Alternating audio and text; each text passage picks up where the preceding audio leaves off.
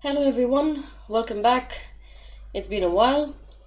Today I would like to attempt a topic that is generally seen as difficult and hard to understand, pretty much everything that Malazan has a reputation for, but I think it's actually pretty easy to understand once you know what to look for. So I'll be trying to do just that for you. Obviously, some people already know how to understand the timeline, so it won't be any big surprise. But it might be helpful for those who are still struggling to understand what is going on. I would like to give everybody a pretty big fat spoiler warning. This is going to pull information from pretty much all of the books, including some of the stuff in Esselmon's books. So if you haven't read them all and you don't want to receive any spoilers, this would be the time to probably turn off the video. For those who are still staying, let's try and crack this egg.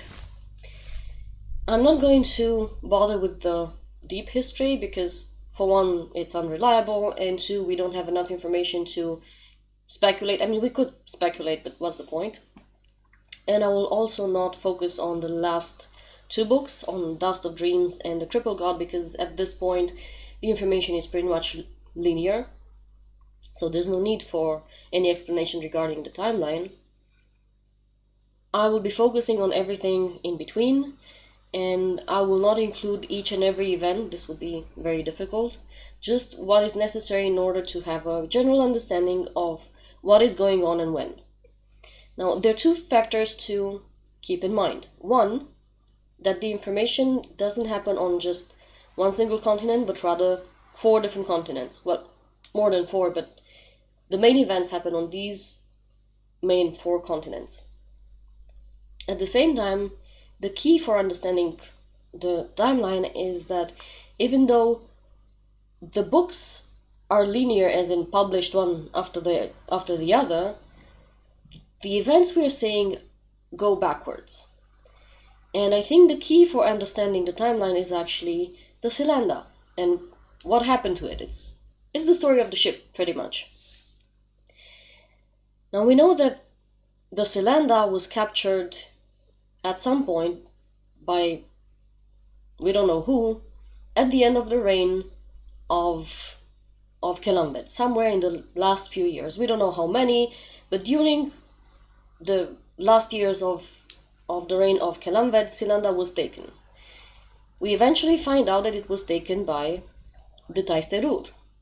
Now, we are not given specifically an explanation of when it was taken and by whom, but we can piece it together if we start looking at the subtextual information. First, I thought that probably it was taken by Rulad's Taistedur when they started looking for champions, because that's when they started roaming around the world. Until then, they were pretty much living their life in their own on their own continent. But that couldn't be, mainly because by the time Rulad started needing champions, he was already Emperor of Leder. He had already conquered Lederas, and at that point Chul was already dead as far as Rulad was concerned. So that couldn't have been the case, because we know that Binadas was sent with the Selanda to secretly rescue Chul, which means that the Selanda must have been captured by Hanan Mosag's warriors during their war of unification. So that gives us pretty much a timeline across the continents. As Kelanvet is having his last few years of reign, Lasin is probably thinking how to deal with the whole madness. Hanan Mosag is conquering the Adur tribes with the purpose of unifying them in order to withstand an eventual attack from Leder. We can assume that on 7 cities there's unrest, and it's slowly beginning to grow over the whole Malazan occupation. So this is happening about the last few years of Kelanvet's reign. Later on, we have the events of Night of Knives. Kelanvet and Dancer, they ascend. Lasin becomes empress, and her first act as empress is to call the mouse quarter, kill all the witches and wizards, and we see that in the prologue of Gardens of the Moon. About the same time, in parallel, on the continent of Leder, Rulad is finally beginning his conquest of the Lederi Empire.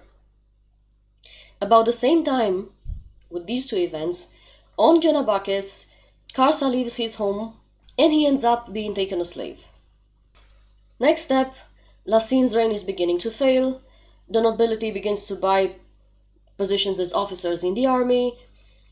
The Claw is slowly beginning to be infiltrated by Molek Srel's organization, and this takes a few years. Now, a few years can be 4, 8, 10, a few years, right? About the same time, Rulad sentences Trul to be shorn, and Binadas is sent with a Selanda by Sengar's father to rescue Trul behind Rulad's back. Now, we also get to know that this never actually happened, because Binadas ended up killed by Karsa. And then Trul's and Ondrak's friendship begins to develop, and their story runs in parallel with Lassine's reign beginning to slowly degrade over years. At the same time, we see Karsa on the Selanda. We know that he's angry about his experience as a slave, and the first thing the Taistedur warriors do is demand that he kneels, which of course gets him angry. He kills them all, then he goes to the captain's cabin. He finds the warrior there who opens his warren but doesn't get to do anything with it because Karsa kills him with a harpoon before he even gets to do anything. The captain of that ship is Binadas, and we know this from Midnight Tides when we see him being killed while trying to attempt the rescue of Trul. At the same time, on the continent of Genabakis, the Black Dog campaign is taking place, Pale is being conquered, Karsa leaves the nascent, and he ends up on 7 cities, and he becomes the bodyguard of Shaikh, which he remains for a few years. As I was saying, Lassine's reign is slowly degrading. Eventually, Lassine wakes up, she sees what's going on, she realizes she has to take drastic measures if she's going to save her reign, so she decides to call the nobility. Felicin ends up a slave.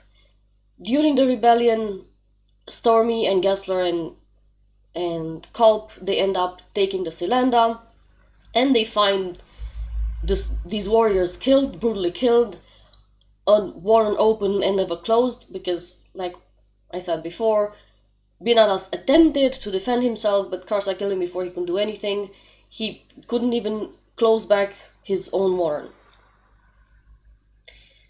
Next step, as far as the timeline is concerned, Rulad is looking for champions, Red Mask has his campaign and eventually is killed by his Kchenchemale allies, Felicin becomes Shaikh and is killed by Tavor, and Karsa and Ikariam end up leaving 7 cities on their journey towards the continent of Leder.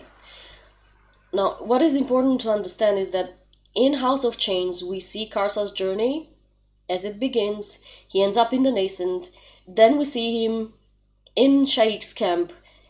It's not specifically explained, but a few years have gone by between his leaving the Nascent, being Shaikh's bodyguard for a while. We know that in that House of Chains, I think, also, where Lostarail kills Shaikh. At that point, we know that he had been his bodyguard for a few years, so we get to see Karsa's initial journey, and then the end of his journey on the continent of 7 cities, with a few years having gone by with him as Shaikh's bodyguard. In parallel with Rulad looking for champions and Red Mask dying and everything that happens to Felicin in House of Chains, we see the Panion War happening on Genabakis with everything else that happens in Memories of Ice. Later on, as Tavor's victorious army is getting ready to leave the continent of 7 cities and return to Malaz, they are terrified by the threat of the deadly disease, the plague that is ravaging the continent. And while they are slowly getting ready to leave after Igatan, Genos Paran ends up killing Poliel. So that places that pretty much in frame as far as the timeline is concerned. And the next thing, we get the Malaz battle. Tavor takes the fleet to Leder, and in parallel with that, Karsa kills Rulad, Ikarim turns on his machine, and Tehol becomes king. Next step, we go back to Quantali. The Crimson Guard returns, Lassine is killed in battle, and Malik Rel becomes emperor. At the same time, Tavor does her conquering of the Lederi Empire. The Grey Swords, the Perish, the Barkast, and the Kundreltiers arrive in their own time on the same continent.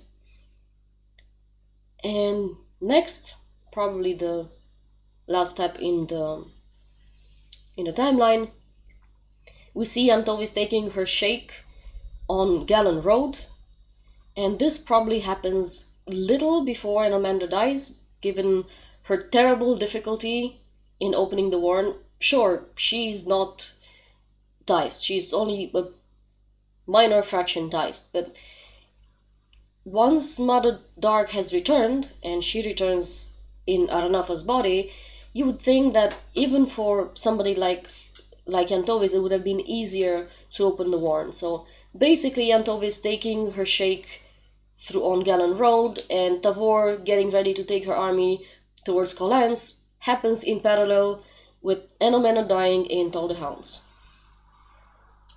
Skinner at the same time is going collecting his missing pieces, and clearly his affairs and everything he does in Esselmond's book end before the Cripple God. And we know how Dust of Dreams and Cripple God end up because the story is linear, and like I said, I was not going to detail the actions in these two books. So to summarize it, it is important to consider that even though we see books 2, 3, 4, and 5 as a progression, the timeline goes basically backwards. Stilanda is taken, then Binadas goes to save Trul, then Karsa kills Binadas, he leaves the Nascent, Stormy and Gessler find it. But the way we see the action in the book is in reverse. We see Stormy finding the ship, then we see what happened before they found the ship, which is Karsa killing the Taisadur warriors. Then we see how the Taisadur warriors ended up here, there thanks to Rulad becoming, crazy and sentencing his brother to death, and Binadas trying to save him.